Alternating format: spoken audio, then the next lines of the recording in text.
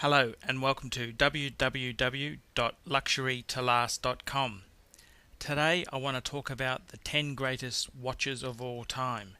Now this is a list that I've put together after much thought and debate.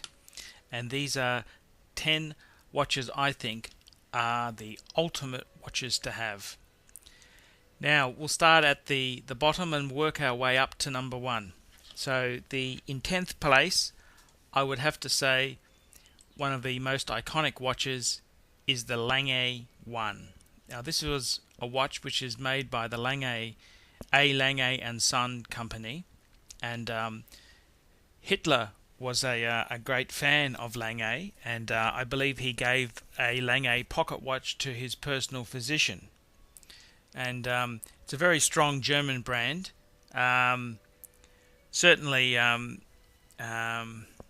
Certainly a very, very strong following.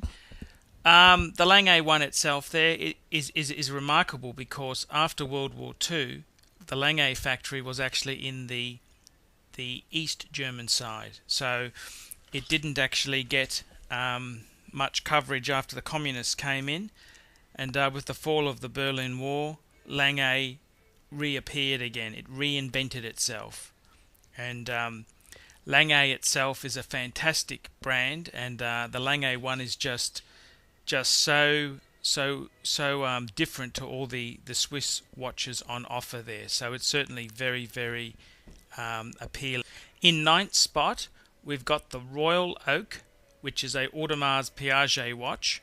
The Royal Oak was very famous because it was designed by Gerald Genta, released in 1972. And it's the first luxury watch which makes steel a luxury metal to make a watch out of. And the Royal Oak itself comes from the Audemars Piguet family. That's a famous brand, one of the top 3 makers with Patek, Breguet, and Vacheron Constantin. So the Royal Oak is just a absolute classic, and I'm more of a fan of the traditional Royal Oak, not really a big fan of these chronometers that they've released with the rubber straps and all these other modern things there. I think the traditional Royal Oak is a beautiful watch indeed there. Number 7, okay, would have to go to the Cartier Santos. The Cartier Santos, it was released in the late 70s, came out in 1978, and it was when Cartier they actually also followed the Royal Oak by making steel a luxury metal. And the Cartier Santos itself has a history which was it's named after the famous aviator who is said to have been why Cartier invented the wristwatch, the Brazilian aviator. That was Alberto Santos Dumont. And that they basically reinvigorated the watch when they released the Santos in 1978, and it also broke another watchmaking rule where it exposed the screws. Traditional watchmaking always hid the screws, whereas the Santos accented the screws, and it's certainly a revolutionary watch, and I think a great classic. Number 6 in the lineup there is another Cartier. So Cartier's certainly a very, very well regarded brand, and that's the Louis Cartier tank. This is the 18 karat gold tank, and designed after a World War I Renault tank. Absolute magic watch. There's Jackie O made the Cartier tank famous. It's just the most beautiful piece, just the design wise, so ahead of its time, and Cartier has had many incarnations of the tank itself. They've had the Basculent, they've had the Americana, they've had so many different versions, and the tank is still very, very popular. And Cartier also had the Musty Cartier range where they released the tank that's with the gold plated case, which was solid silver with gold plating on. If you're going to get one, try and get the solid gold one. It's a much It's a more luxurious metal. Number 5. Now, we're getting very, very close to the top here, and this is one of my all-time favorite sports watches, and it's the Breitling Navitimer. The Breitling Navitimer is revolutionary in the sense that before the big fad was for large watches, Breitling was making large watches, and so it certainly that you could well and truly say that Breitling had big watches for a long time. Fantastic dials. Again, Breitling's a company which has got a great aviation following. A lot of pilots use these watches, and the Breitling Navitimer is an all-time classic chronograph, and I think you'd have to give the Breitling credit. It's a magnificent piece there. Okay, we're coming down to the final countdown. Number 4 position. Wow, could it be anything else except the Omega Speedmaster Professional?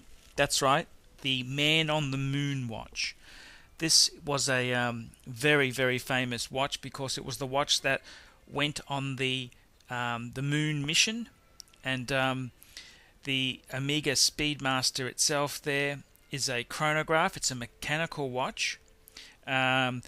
It uses either a 3-2-1 movement. That's in the original Speedmaster, which is that's probably the best movement to have in the Speedmaster. And the next movement is an 8-6-1 movement. And I think bang per buck, in this day and age, it's probably the best value sports watch available today.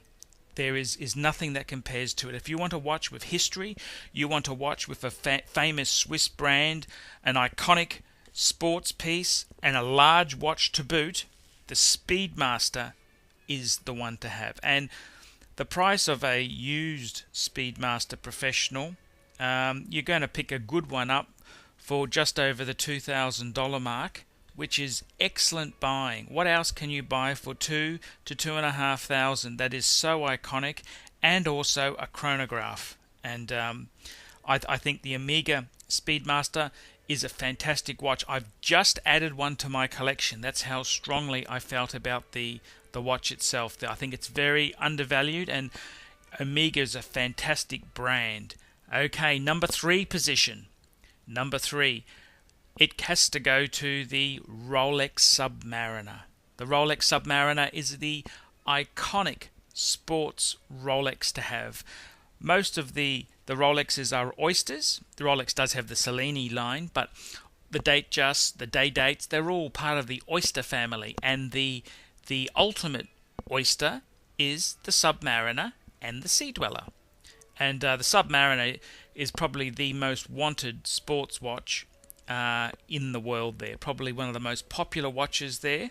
The Daytona is another one which is very, very sought after, but I think the Submariner just pips the Daytona, and you can certainly see why. Probably the ultimate watch to have for any person who's interested in sports, and very, very simple design, but just wonderfully constructed and built to last. And the vintage Submariners are proving to be very good investments indeed, and you certainly can't go wrong with a Rolex Submariner in your collection.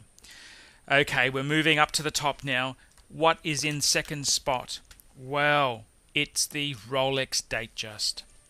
Now, the Rolex Datejust is probably Rolex's number 1 selling watch. The Datejust has been around for a long time, and unfortunately, if it was any other brand that had the Datejust, it would be out there guns blazing. The only reason it's a little bit neglected is because the Rolex sports watches have taken over its fame. But the Datejust itself, people say it's a dress watch, but it's waterproof. It's got a chronometer grade movement. It's certainly very, very sporty. And I think you've got to give the Datejust credit where it's due. One of the most versatile watches known to man. It's a watch you can wear for all occasions. Sports, formal and dress wear, and also casual. It's I think probably the best value for money Rolex on the market today, the Datejust. And because the Submariners and the GMTs have been so strong price-wise, the Rolex Datejusts actually represent very good buying on the second-hand market. So Rolex Datejust is number 2. Okay, so what is the number one? The number one watch in the world, the ultimate winner of the 10 greatest watches of all time. Wow. Could it be anyone else except the Patek Philippe Calatrava? The Patek Philippe Calatrava, it's a name which is the Rolls-Royce of watches.